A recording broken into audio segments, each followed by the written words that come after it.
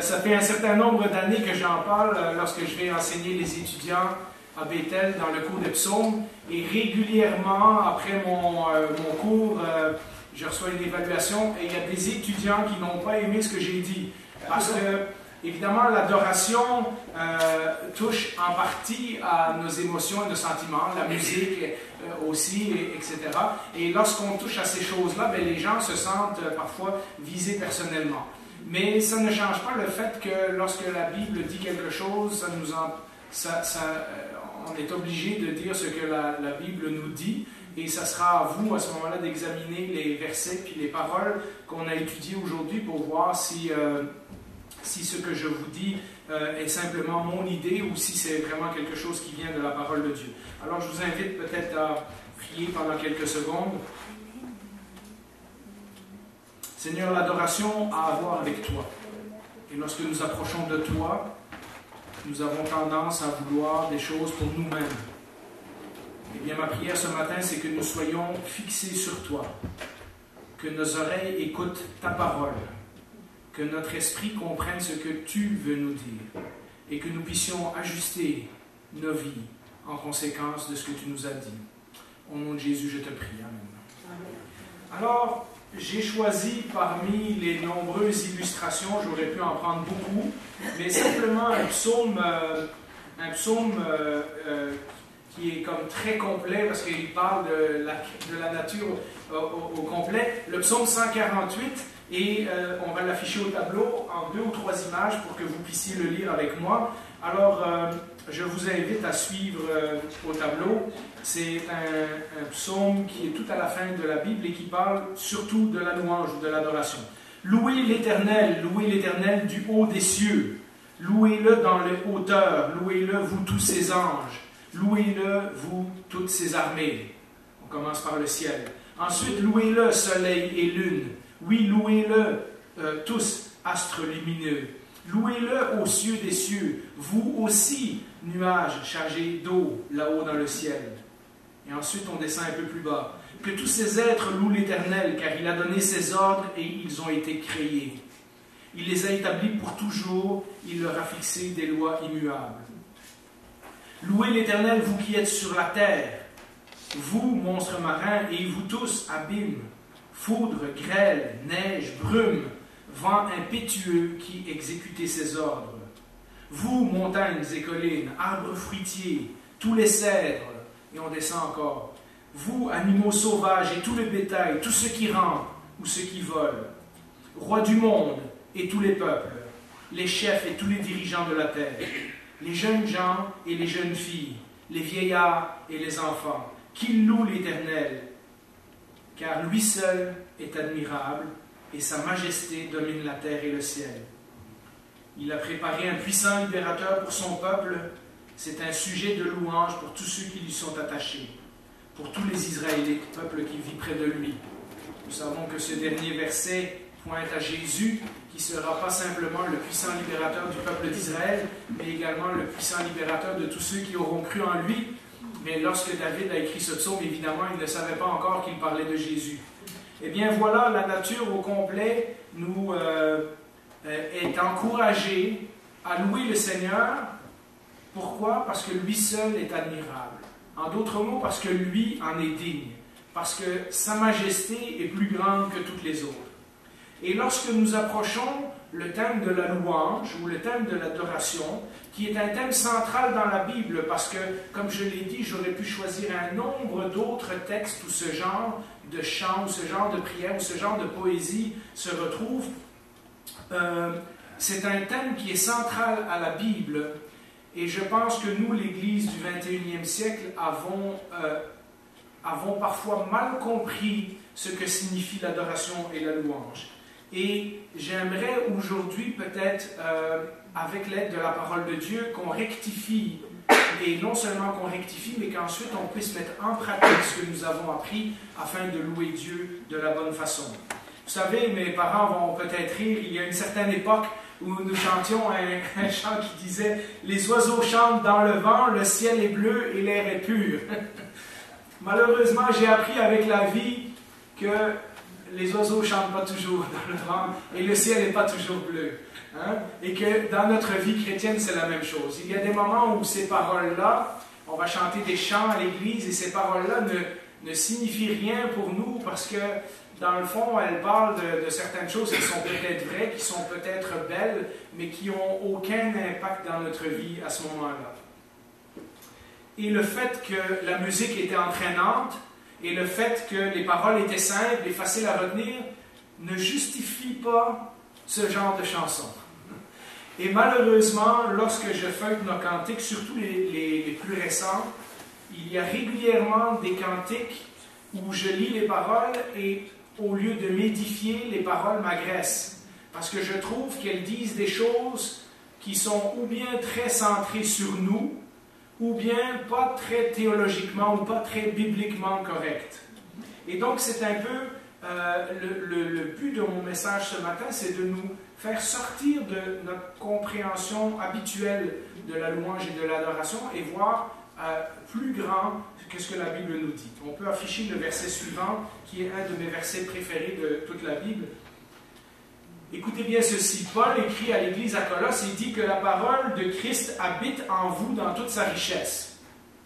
Instruisez-vous et avertissez-vous les uns les autres en toute sagesse. Par quoi? Par des psaumes, des hymnes, des cantiques spirituels. Chantez pour le Seigneur de tout votre cœur sous l'inspiration de la grâce. Et Paul est en train de dire là que même lorsqu'on chante et même lorsqu'on prie, les paroles que l'on dit devraient être inspirées de la parole de Dieu. Hein, des psaumes, des hymnes, des cantiques spirituels sous l'inspiration de la grâce, c'est-à-dire motivés par le fait de ce que Jésus a fait pour nous lorsqu'il est mort pour nos péchés et qu'il est ressuscité. Alors depuis, je dirais, une vingtaine d'années, et moi je l'ai vu parce que évidemment je travaillais dans un magasin chrétien et donc j'ai vu tous les styles de musique, j'ai vu les modes, j'ai vu ce qui s'est fait, etc.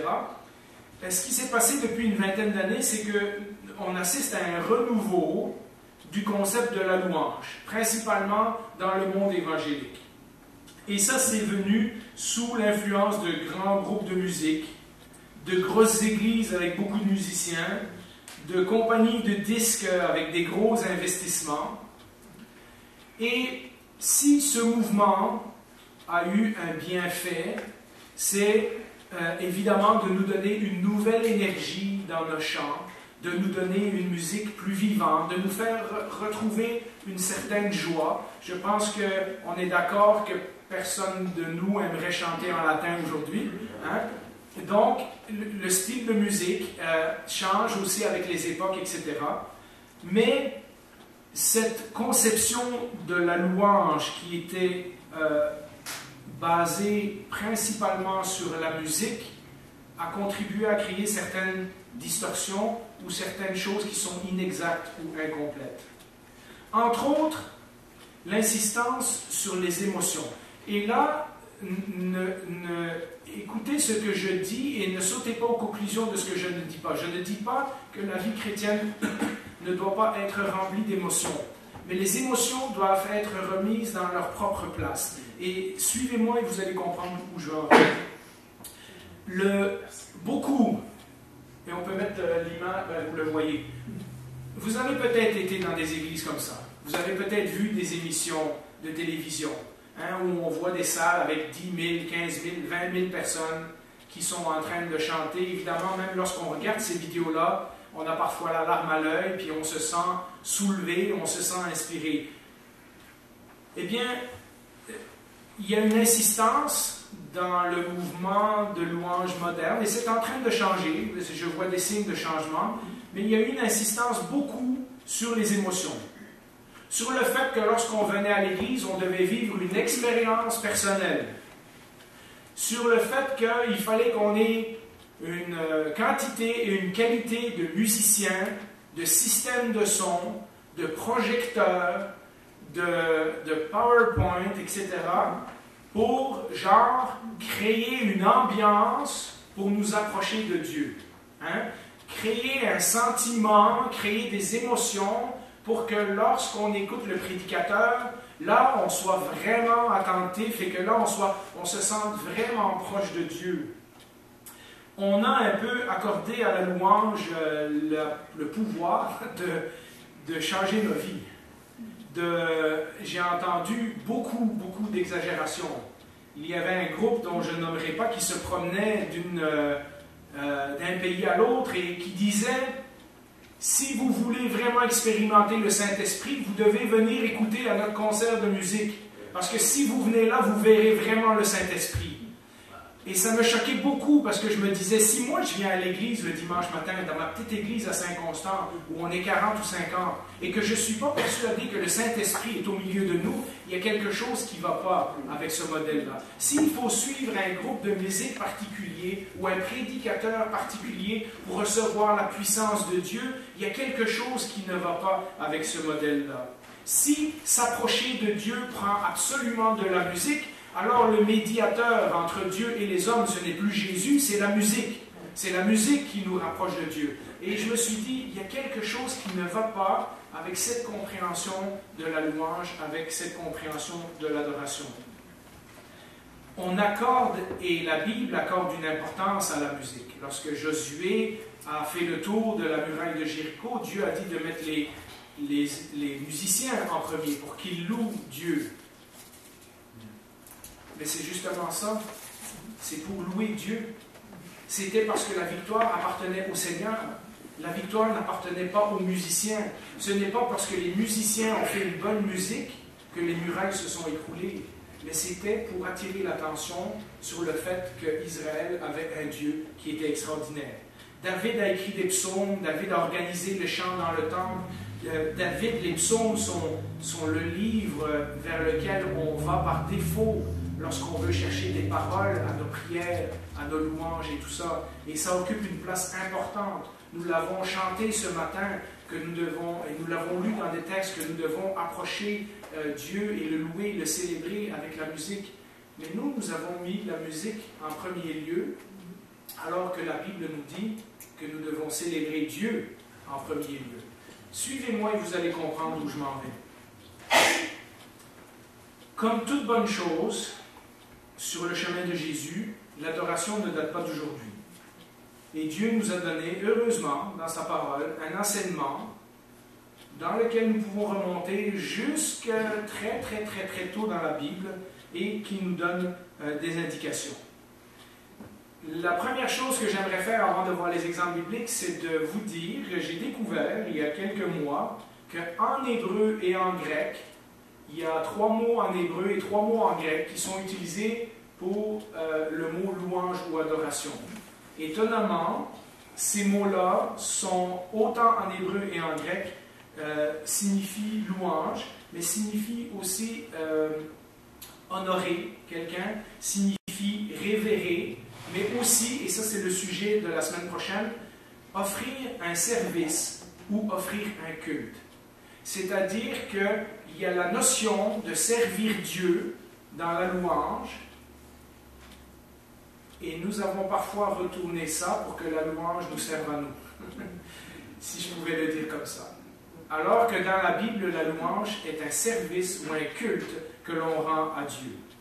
Je vais surtout parler de la louange et de l'adoration aujourd'hui. Je vais parler du service et du rôle du serviteur la semaine prochaine. Ça serait un peu une suite à aujourd'hui. Mais nous voyons dans la Bible, et on peut mettre l'image suivante, que dès le début, l'adoration est étroitement liée avec autre chose que la musique. L'adoration est liée avec les sacrifices et avec la prière. Abel fait, dès Genèse chapitre 4, fait une offrande qui plaît à Dieu.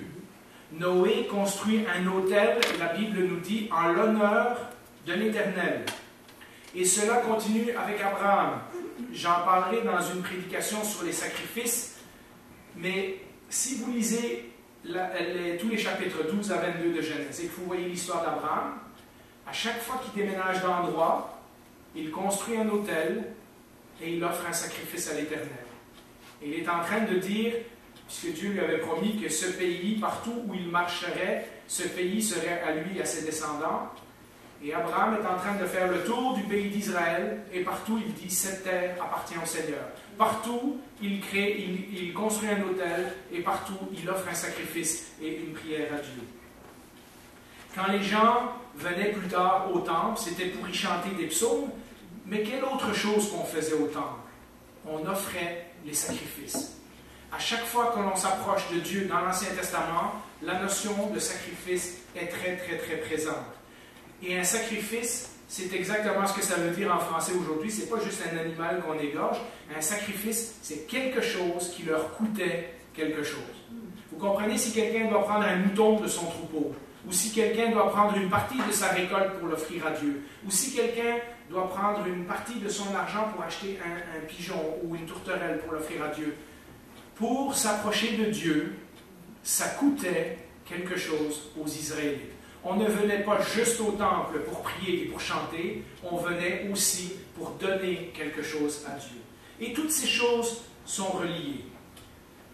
Lorsqu'on lit plus tard dans le livre de l'Exode, et on peut mettre l'image au tableau, je vous ai mis quelques versets que vous aurez peut-être du mal à lire à cette distance-là, mais lorsqu'on lit tous les chapitres 8, 9, 10 et 11, lorsque Moïse se présente devant Pharaon, il dit, sous différentes formes, « Laisse partir mon peuple pour qu'il m'adore. » Mais à un autre moment, il dit, « Laisse partir mon peuple pour qu'il m'offre des sacrifices. Laisse partir mon peuple pour qu'il vienne me prier. Laisse partir mon peuple pour qu'il me serve. » Et c'est les mêmes mots qui sont utilisés tout le temps, mais qui prennent parfois la notion de sacrifice, parfois la notion de service, parfois la notion de prière, parfois la notion de servir Dieu. On voit donc que toutes ces expressions sont reliées, même dans le langage de Dieu. Ensuite, image suivante, nous arrivons dans le pays promis. Une fois qu'ils sont passés 40 ans dans le désert, ils se sont installés. Vous connaissez l'histoire de David, il a conquis Jérusalem, il en a fait sa capitale, il a ramené l'Arche de l'Alliance à Jérusalem. Salomon, son fils, a construit un palais grandiose pour l'Éternel, un temple où Dieu a manifesté sa présence. Lorsque les gens arrivent dans le pays promis, Dieu prend la peine de les instruire, non seulement qu'il va y avoir des moments précis dans le calendrier où ils vont devoir se rappeler de ce que Dieu a fait pour eux, les fêtes qui rappellent la sortie d'Égypte et les 40 ans dans le désert, etc. Mais Dieu aussi leur donne des endroits précis pour le célébrer. On ne peut plus commencer à offrir des sacrifices dans n'importe quel temple, etc. Dieu dit, il y a un temple à Jérusalem. Si possible, tous les hommes juifs en bonne santé devaient 2 ou 3 fois par année, ou au moins une fois par année, aller au temple de Jérusalem, faire un pèlerinage et fêter une des 3 fêtes juives importantes à Jérusalem. Et donc, Dieu leur donne des périodes précises, un calendrier, un endroit précis. Les grandes fêtes annuelles, mais aussi le sabbat. Tous les 7 jours, donc une fois par semaine, le peuple doit consacrer une journée à Dieu. Ou une journée où il ne travaille pas pour lui-même, mais une journée où il sert Dieu, où il adore Dieu, où il loue Dieu. Le but, ce n'est pas de faire des fêtes rituelles, comme il y avait dans les autres religions, mais c'est que Dieu, connaissant très bien l'homme et sachant très bien qu'on oublie vite, s'est dit, chaque semaine, il va y avoir un moment où ils vont devoir se rappeler de moi. 3 fois par année, il va y avoir des fêtes où ils vont devoir se rappeler de ce que j'ai fait pour eux lorsqu'ils sont sortis d'Égypte. Et le temple va être non pas un endroit où si on prie ailleurs, Dieu ne nous exaucera pas, c'est pas ça. C'est que le temple avait la présence particulière de Dieu. Et c'était de nouveau un aide-mémoire ou un endroit pour que les gens sachent que quand on va au temple, on ne s'approche pas de Dieu n'importe comment. On vient selon les règles qu'il a établies, on vient avec les sacrifices qu'il a demandés, on vient avec l'attitude de cœur qu'il attend de nous, on vient avec la louange, la prière dans notre cœur, mais on vient aussi avec une attitude physique qui reflète cette attitude de louange. Mais alors qu'on avance dans l'histoire du peuple d'Israël, on se rend compte que toutes ces belles choses que Dieu avait mises en place pour que son peuple se souvienne de l'adorer et de le louer, et qu'il se souvienne de comment Dieu est grand et comment Dieu est incroyable, toutes ces choses sont devenues petit à petit détournés au profit d'habitudes, de traditions et de rituels. Les prophètes vont être envoyés pendant plusieurs centaines d'années pour rappeler au peuple de Dieu que tout ça n'est qu'une apparence de religion, mais que si le peuple ne vit pas une véritable relation d'intimité avec Dieu, les apparences ne servent à rien. Si on pouvait résumer le message des prophètes, c'est que leurs actions étaient là, mais leur cœur n'y était pas. Et vous savez, cette critique va continuer jusqu'au temps de Jésus, lorsqu'il reprochera aux pharisiens de faire exactement la même chose. Les pharisiens étaient devenus des spécialistes de garder la religion d'Israël dans son rituel de la façon la plus technique et la plus pure possible. Et Jésus leur reprochera à maintes et maintes fois que leur cœur n'est pas au bon endroit. Je vous en donne qu'un verset, mais il y en a des centaines comme ça dans les prophètes, on peut le mettre au tableau. Ésaïe 29, 13, à un moment donné, le Seigneur dit « Va dire à mon peuple ce que je te dis. » Le Seigneur dit encore « Ce peuple se tourne vers moi, mais ce n'est qu'en parole. Et il me rend hommage, mais c'est du bout des lèvres.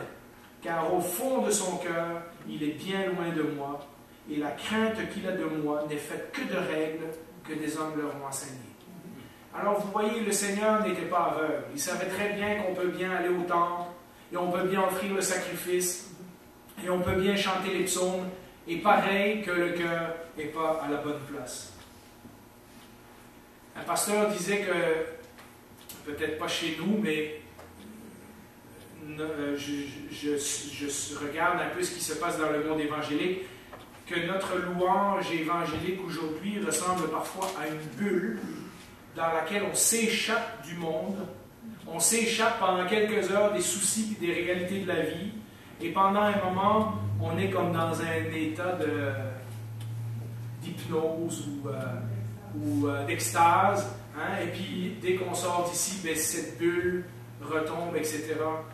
Ben, lorsque la louange n'est basée que sur les émotions, c'est exactement ce que ça produit.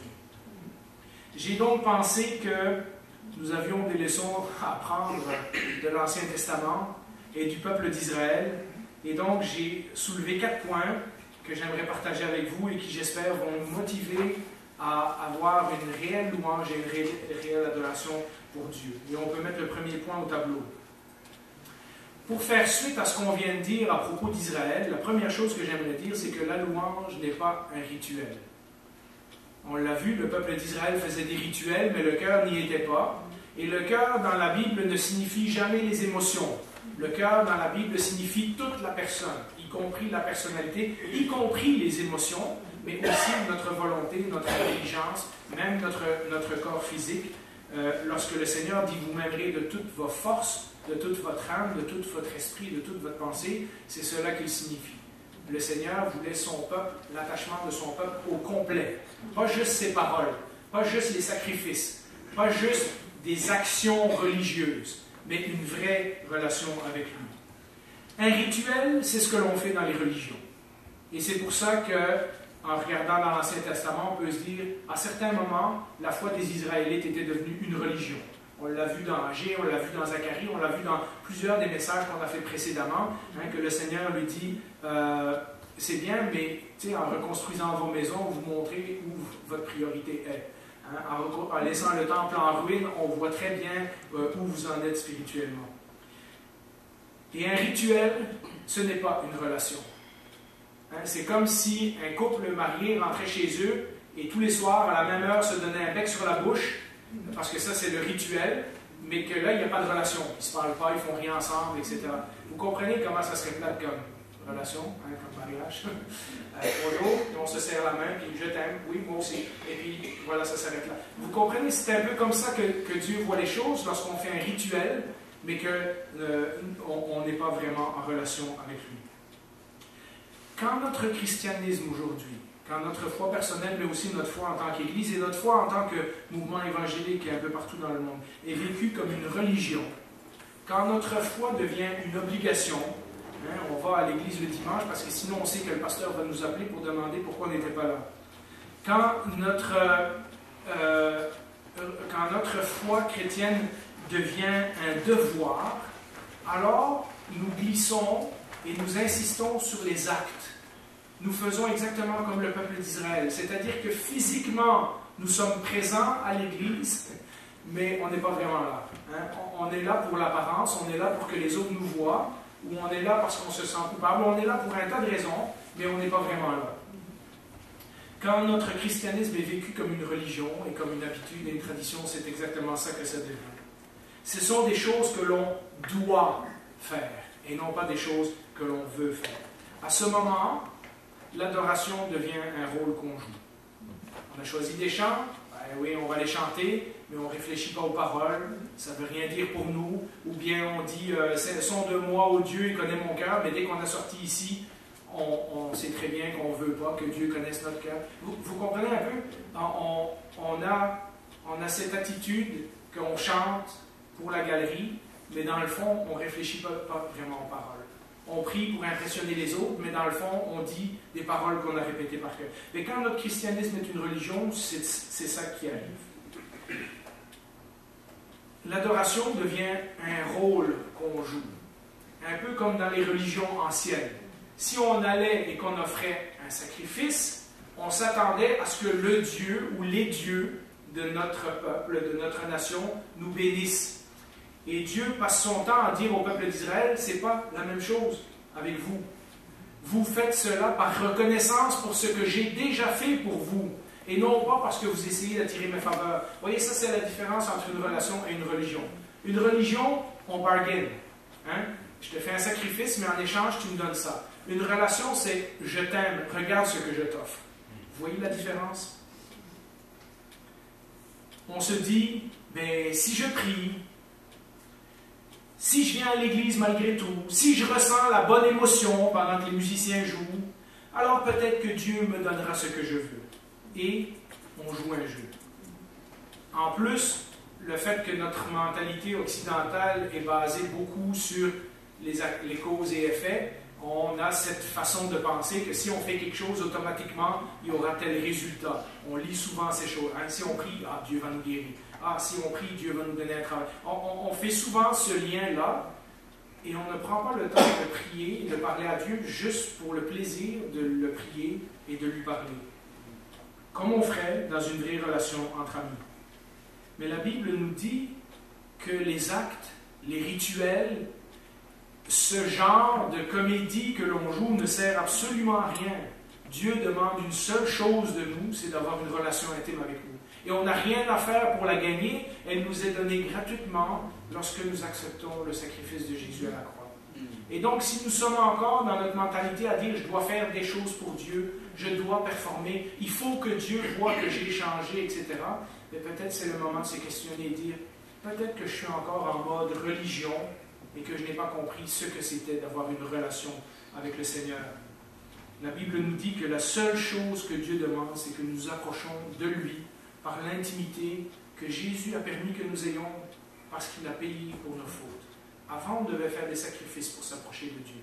Maintenant, Dieu dit, il y a un sacrifice qui a été fait pour tous, c'est Jésus. Vous pouvez vous approcher de moi librement.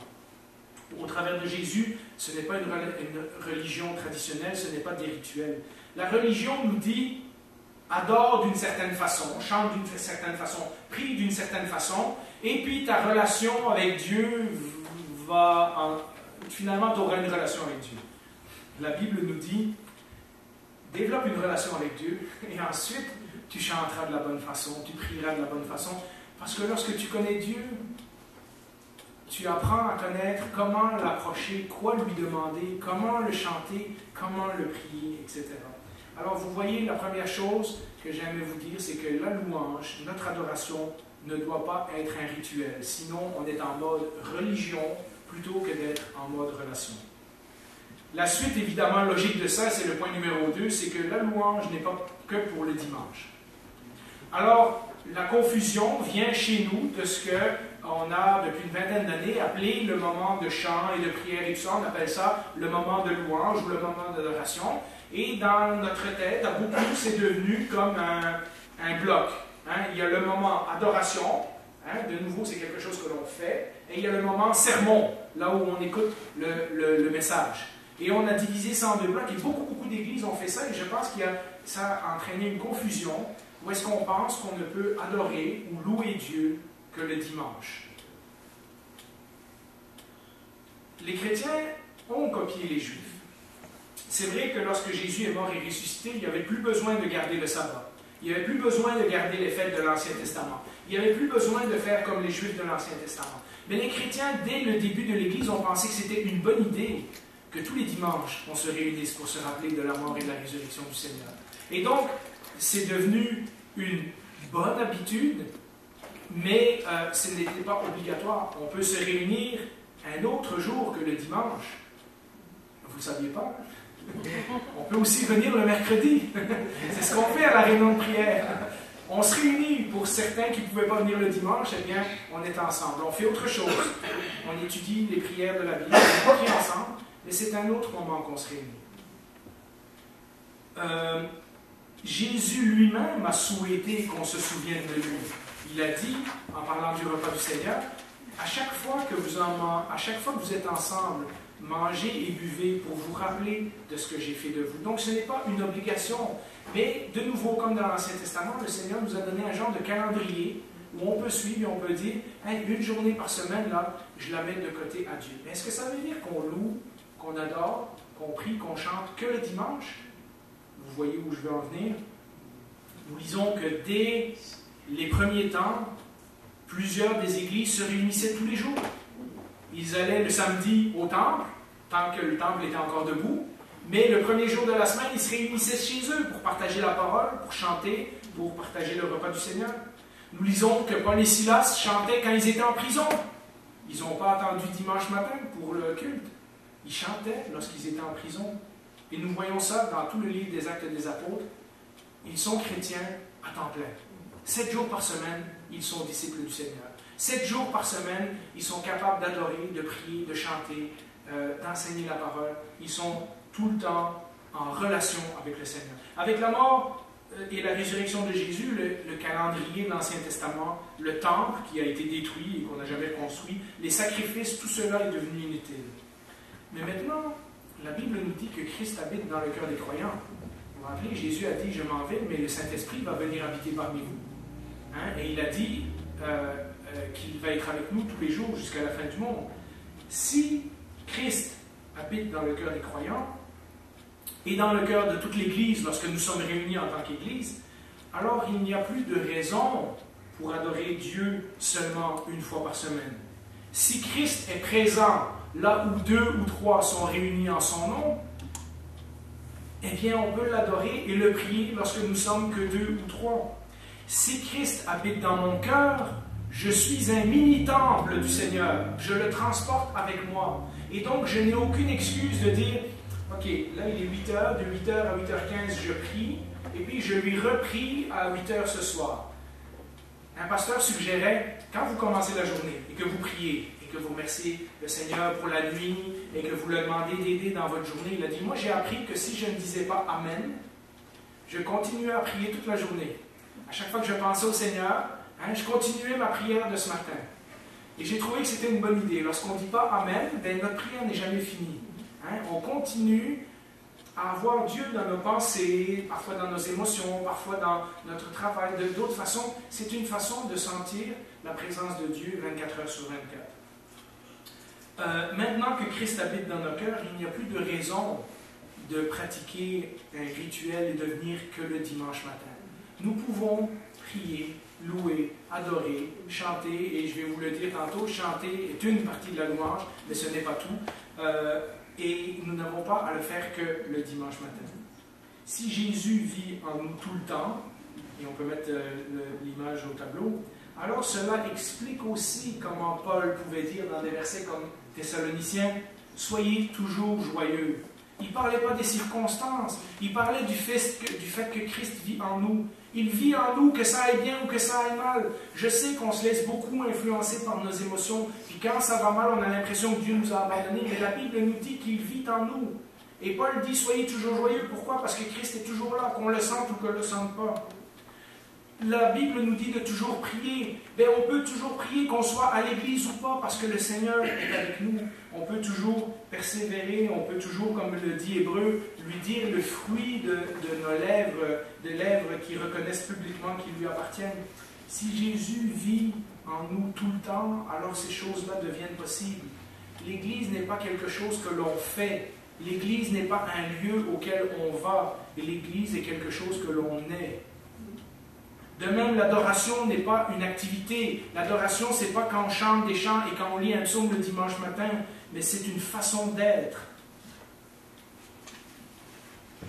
Cela m'amène au prochain point, et je pense que c'est peut-être la clé de beaucoup de nos problèmes, et j'en ai parlé dans d'autres prédications, comment souvent nous ramenons les choses à nous. Alors, mon prochain point, c'est que la louange n'est pas à propos de nous. Lorsque la louange est à propos de nous, cela devient une recherche d'émotion. Cela devient une recherche d'expérience. Cela revient à une question de ressentir la présence de Dieu. Et c'est souvent le langage qui est véhiculé à grand regret dans certains cercles évangéliques. On a l'impression que plus le bain en avant est bon, plus on va se sentir proche de la présence de Dieu. Malheureusement, ça contribue à long terme. À court terme, on peut vivre une expérience extraordinaire et dire « Ah, j'ai vraiment senti la présence de Dieu, la joie des frères et sœurs, etc. » Mais à long terme, ça cause un tas de problèmes. Ça cause notamment des problèmes de culpabilité chez les gens qui ne ressentent pas. Parce que ce n'est pas à tous les dimanches qu'on va ressentir quelque chose en chantant. Ce n'est pas à tous les mercredis qu'on va ressentir quelque chose lorsqu'on prie. Et donc, qu'est-ce qui se passe? C'est que plusieurs d'entre nous commencent à se décourager et à se comparer aux autres et dire « Comment ça se fait que lui, il pleure et elle lève les mains au ciel, puis qu'eux, ils ont l'air tout joyeux en sortant de l'église, puis moi, je ne le ressens pas. » Et justement, lorsque l'adoration est à propos de nous, c'est centré sur nous, c'est centré sur l'expérience qu'on veut vivre, c'est centré sur les émotions qu'on veut ressentir. Et la Bible nous dit que la véritable adoration n'est pas faite pour nous, elle est faite pour Dieu. C'est lui que nous devons honorer. C'est lui que nous devons célébrer. C'est lui que nous devons révérer. C'est lui que nous devons complimenter. Il ne change pas selon l'état de nos émotions. Son caractère n'est pas différent parce que nous allons bien ou nous n'allons pas bien. Ses promesses ne sont pas invalidées juste parce que nous ne les ressentons pas. C'est sur lui que nos regards doivent être fixés et pas sur nous. On l'honore pour ce qu'il est. On l'honore pour ce qu'il fait. Quand vous êtes fier de quelqu'un, quand vous êtes fier d'un de vos enfants, vous n'êtes pas fier parce que, dans le fond, quand la personne a gagné une médaille ou un prix à l'école ou quoi, que ça rejaillit sur vous. Vous êtes sincèrement fier. Vous êtes heureux pour la personne. Eh bien, la louange, c'est la même chose. On célèbre Dieu, on révère Dieu, on honore Dieu pour ce qu'il est, et cela indépendamment de nos émotions. C'est mieux quand les émotions sont là, ça nous aide, mais vous savez, on peut dire à Dieu qu'il est grand, qu'il est merveilleux, qu'il est magnifique, qu'il est le créateur de l'univers, qu'on le sente ou qu'on ne le sente pas, parce que c'est la vérité. Parce que là, on est en train de dire des choses à Dieu qui sont vraies, on complimente, on honore, on adore Dieu, et ça n'a rien à voir avec ce que ça nous apporte ou ce que ça ne nous apporte pas. Dans l'Ancien Testament, une des choses que j'ai remarquées, c'est que dans l'Ancien Testament, Dieu est principalement célébré parce qu'il est le Créateur et parce qu'il est le Sauveur. Ça, c'est deux thèmes qui reviennent partout, surtout dans les psaumes. Quelle différence avec nos chants, nos prières, certains des messages de nos téléévangélistes, etc., qui mettent le focus sur nous et sur nos besoins et sur ce que Dieu a fait pour moi, alors que dans Apocalypse 4.11, et on peut mettre le texte au tableau, la Bible nous dit, en nous donnant une vision du ciel à la fin des temps, 24 vieillards qui sont devant le trône et qui enlèvent leur couronne et qui les mettent aux pieds de Jésus, qui disent « Tu es digne, notre Seigneur et notre Dieu, tu es digne, toi le Saint, de recevoir la gloire, l'honneur et la puissance. Pourquoi? Car tu as créé toutes choses. Et c'est par ta volonté qu'elles ont été créées et qu'elles existent. Vous voyez, là, on revient à la base. La Bible nous commence en nous disant, au commencement, Dieu créa. Si Dieu n'avait pas créé, c'est bien simple, on ne serait pas là. Et Dieu nous a créés dans le jardin d'Éden pour le servir et pour l'adorer. Nous nous sommes détournés de ça. Et maintenant, nous trouvons toutes sortes d'échappatoires et nous essayons parfois même d'adorer d'autres choses ou d'adorer nous-mêmes. Parce que quelqu'un qui dit qu'il n'adore rien, en fait, il s'adore lui-même. Mais ce n'est pas pour ça que nous avions été faits. Nous avions été créés pour adorer Dieu. Nous avions été créés pour être en relation et en intimité avec Dieu. Et si nous n'avions pas brisé cette intimité, peut-être que l'adoration serait spontanée et serait non égoïste et non individualiste, mais avec le péché, notre adoration a été contaminée par ça. Et donc le message d'aujourd'hui est un peu pour refixer nos regards sur Jésus et dire, nous l'adorons pour ce qu'il est, et ce qu'il est n'a pas changé, même si nos circonstances ont changé. Lorsque nous sommes capables de louer Dieu pour sa création, pour son œuvre de salut, pas juste le Seigneur est mort pour moi, mais car Dieu a tant aimé le monde qu'il a donné son Fils unique. Lorsque nous sommes capables de louer Dieu pour son plan de salut, pour son plan qui s'est développé au travers de tout l'Ancien Testament, pour la vie de Jésus, etc., sans nous mettre directement au centre. Merci Seigneur, c'est ce que tu as fait pour moi. Alors nous adorons Dieu véritablement. Vous savez, je reviens régulièrement à cette illustration du pharisien qui est dans le temple et du publicain, celui qui dit « Seigneur, sois apaisé envers moi » et qui est en train de dire « Seigneur, si toi tu ne me pardonnes pas, là, j'ai aucune chance. » Et l'autre qui dit « Et ça a l'air d'une belle prière. Seigneur, je te remercie de tout ce que tu m'as donné, parce que je ne suis pas comme les autres, parce que je donne ma dîme, parce que tu m'as permis de te prier, de te louer. » Et on peut continuer, on peut paraphraser cette parabole, mais vous voyez, Jésus est en train de dire, lui, il s'est mis au centre de sa prière et il n'a rien compris. Lui, il a mis Dieu au centre de sa prière, et c'est cette prière-là que Dieu a honorée. La dernière chose, c'est que si la louange n'est pas que pour le dimanche, et si la louange n'est pas un rituel, et si la louange n'est pas juste à propos de moi, mais à propos de Dieu, alors ça nous amène à une dernière conclusion. La louange n'est pas qu'une partie de la vie chrétienne. La louange n'est pas quelque chose, comme je l'ai dit avant, qu'on ne fait que dans certains moments de la vie chrétienne, ou à certains lieux.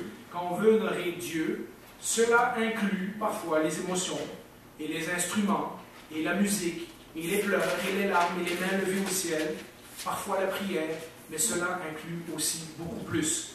Nous avons dit que dans l'Ancien Testament, lorsque les gens s'approchaient de Dieu, ils lui apportaient quelque chose de valeur, quelque chose qui leur avait coûté quelque chose. Jésus a été l'exemple parfait de celui qui a donné quelque chose de valeur à Dieu. Il a donné sa vie au complet. Et c'est l'exemple qu'il nous demande de suivre. Je l'ai répété souvent et souvent, Jésus ne nous demande jamais de faire quelque chose qu'il n'a pas fait lui-même. La Bible nous dit qu'il a tout donné à Dieu. Et il nous demande en retour de nous donner aussi à Dieu. Cette idée est reprise par l'apôtre Paul dans un verset qu'on connaît bien.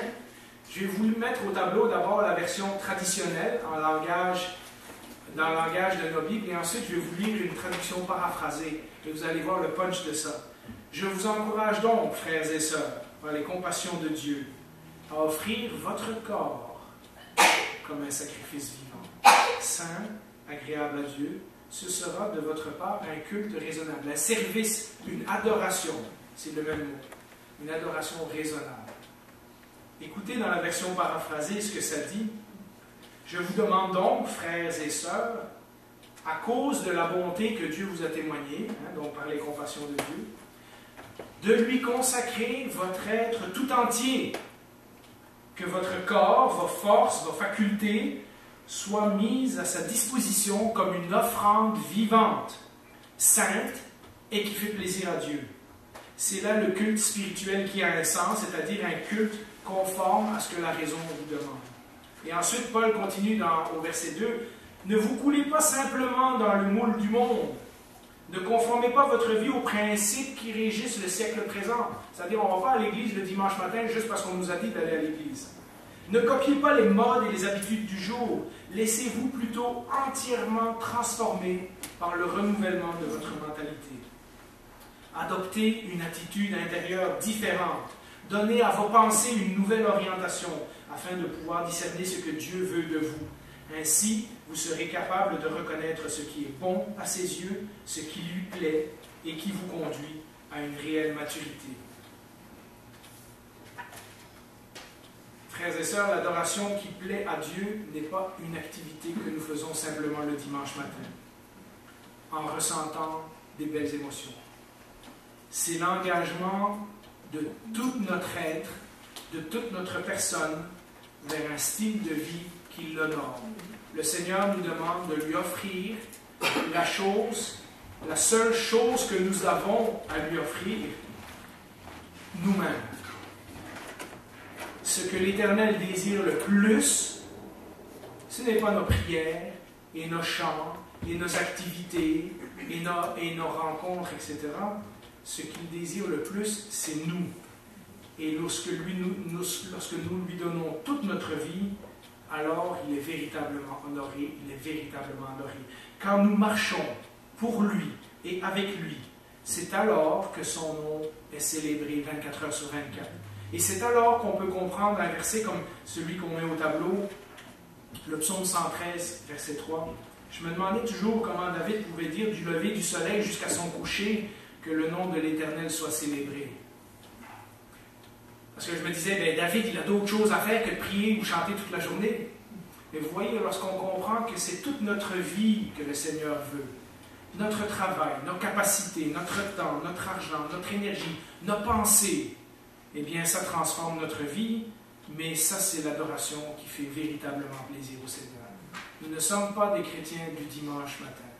Nous sommes des chrétiens qui sommes en relation avec notre Dieu 24 heures sur 24. Il n'y a aucun moment où nous ne pouvons pas venir devant lui, que ce soit debout ou à genoux, que ce soit avec joie ou dans les larmes, que ce soit avec des chants ou avec des prières, que ce soit de toutes sortes de différentes façons, mais aussi par notre travail, par l'exemple que nous montrons, par toutes les façons dont nous vivons notre vie.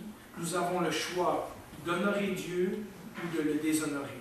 Je sais que c'est je sais que l'objectif semble être énorme, mais je vous assure que lorsqu'on commence à penser comme ça, et lorsqu'on se dit que Dieu est en nous et qu'il est là 24 heures sur 24, et qu'il voit et qu'il entend et qu'il sait tout ce que je fais, et que mon choix, c'est de décider si maintenant, ou aujourd'hui, ou tantôt, je l'honore par ma vie, mes paroles, mes pensées, les gestes que je pose, etc., ça change une vie.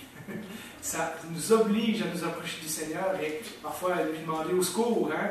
Mais c'est comme ça que le Seigneur est véritablement honoré. J'aimerais qu'on prenne quelques minutes. On va prier en silence. Si vous voulez courber la tête et simplement pendant un moment, tous ensemble, dans le silence de notre cœur.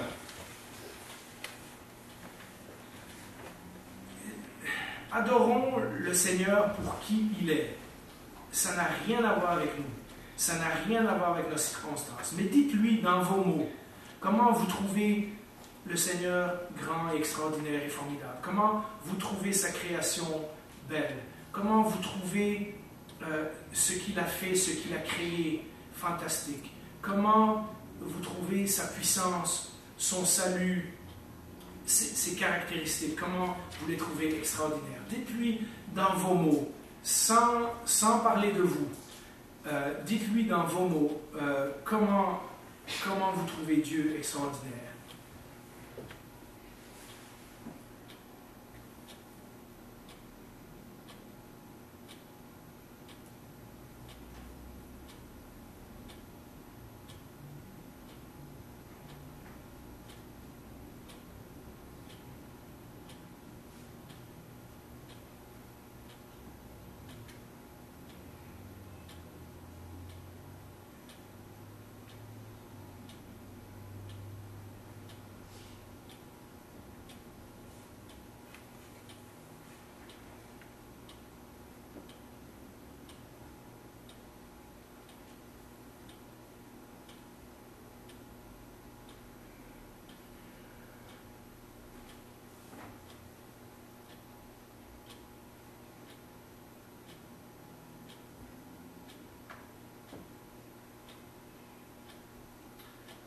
gardant les yeux fermés, prenons un moment pour louer et véritablement adorer Dieu pour son plan du salut. Je sais que le salut, pour beaucoup d'entre nous, est un événement personnel tellement important, mais essayons de remercier et de louer Dieu pendant un moment. Simplement parce qu'il a accordé le salut à l'humanité, simplement parce qu'il a fait un plan de salut qu'il a accompli jusqu'au bout. Ça nous donne l'opportunité de nous approcher de lui, d'être en relation avec lui.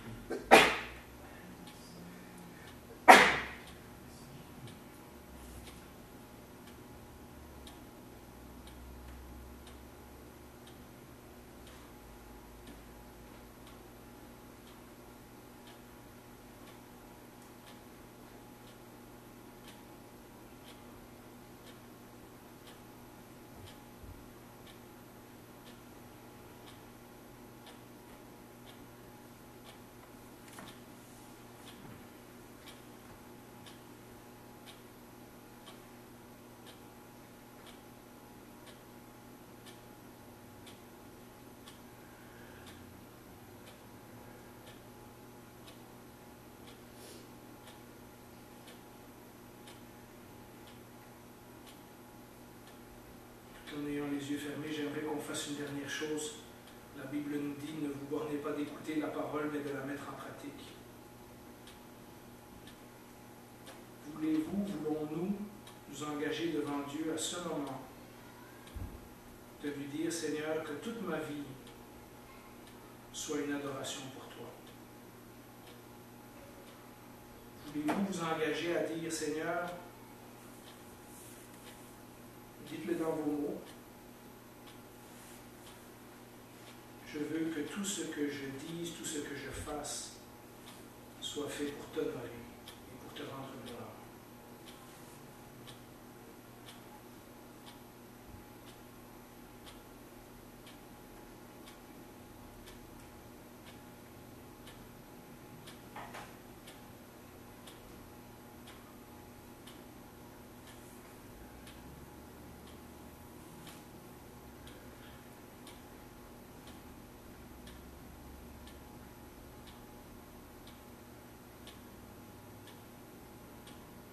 Seigneur, tu nous as créés, tu nous as sauvés. Comment ne pourrions pas te donner toute notre vie?